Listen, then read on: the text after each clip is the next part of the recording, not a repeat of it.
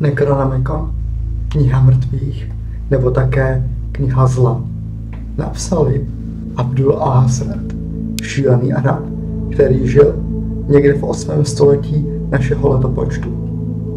Není o něm moc známo z lovecraftovských děl. Jeho jméno by se dalo přeložit jakožto ten jenže vyhnancem. Byl to šílený básník z Jemenu. Celý svůj život zasvětil cestováním po světě, především po Babylonu a Saudské Arábii. Díky své inteligenci viděl zlé duchy nebo lidožravé zrůdy, které zapisoval do své prokleté knihy jménem Al-Azhif, neboli kniha největšího zla. Tuto knihu sepsal buď v Damašku, nebo v takzvaném bezejmenném městě, které ze záhadných důvodů zmizelo a ztratilo se jak z map, tak z paměti všech lidí na zemi. Zánik Abdul al-Hazreda je opředen tajemství. Někdo tvrdí, že zemřel v poušti vyčerpání, a někdo tvrdí, že ke konci svého života byl pronásledován jakousi neviditelnou zrůdou, která ho před zraky velikého davu lidí za jasného poledne sežrala. A nebo ho možná přenesla do jiné části kosmu, aby mohl studovat další zakázané znalosti i na jiných planetách.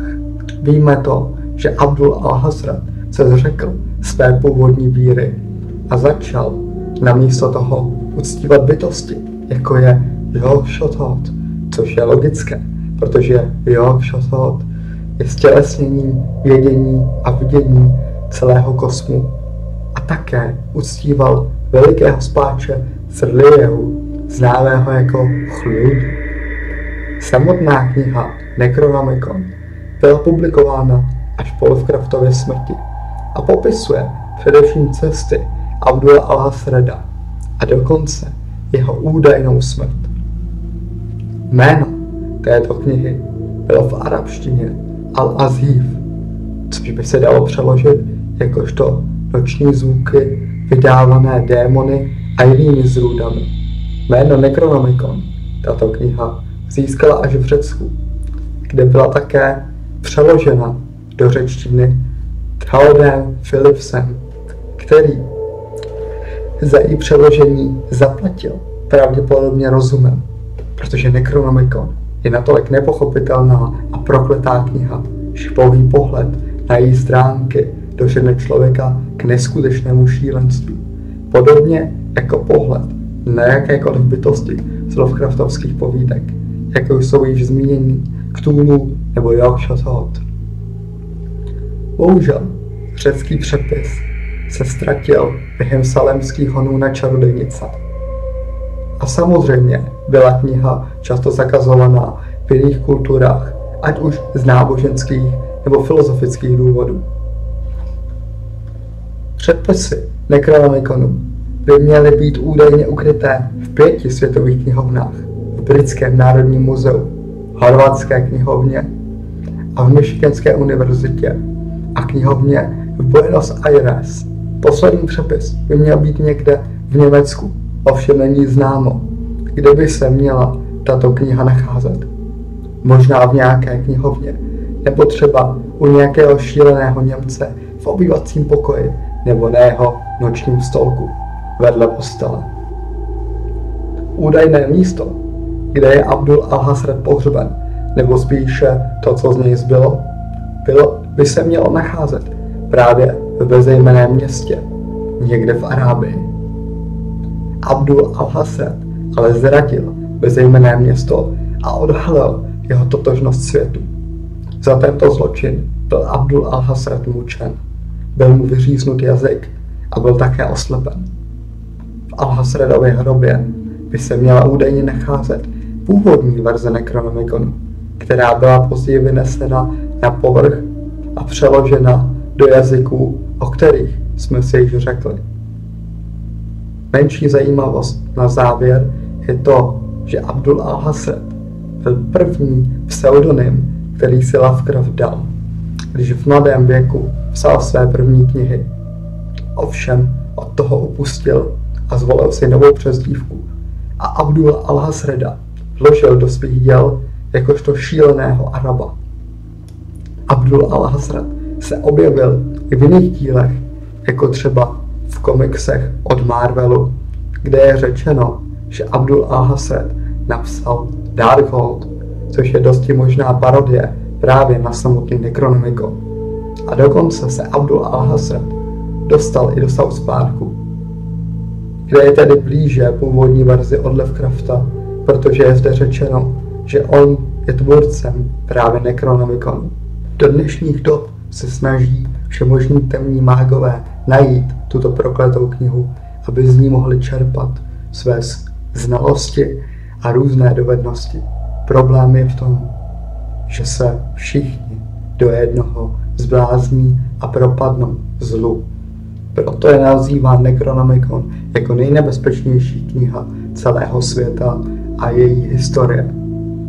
Existuje spoustu lidí, kteří se snaží dále najít tuto prokletou knihu. Ovšem vždy to končí stejně. Šílenstvím, nepochopitelnými jevy a nakonec jejich smrtí. A nebo únosem pravděpodobně na jiné planety k samotnému Abdulu al-Hazredovi.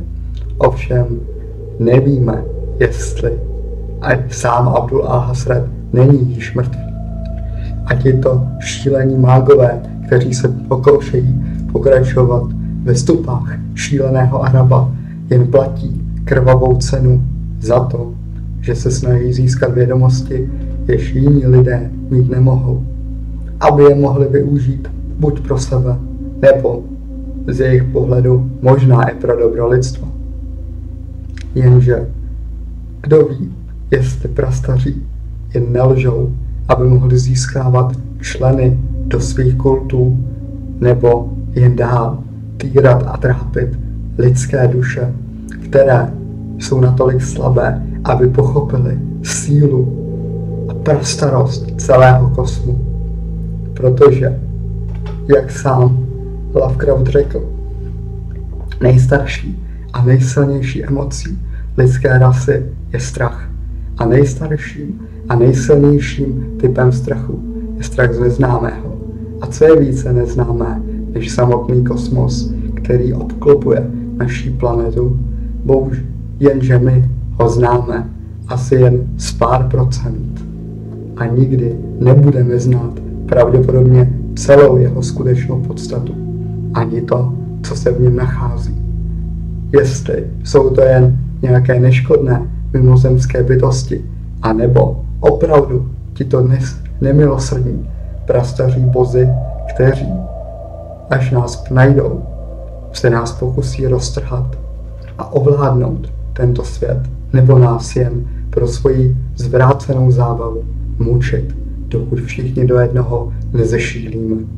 Toto příběh Abdula al-Hazreda, muže, který získal tak velikou moudrost celého kosmu, že si všichni okolo něj mysleli, že je naprostý blázen. Jenže hranice mezi šílenstvím a vědomostí je tak tenká, že je skoro až úplně neviditelná.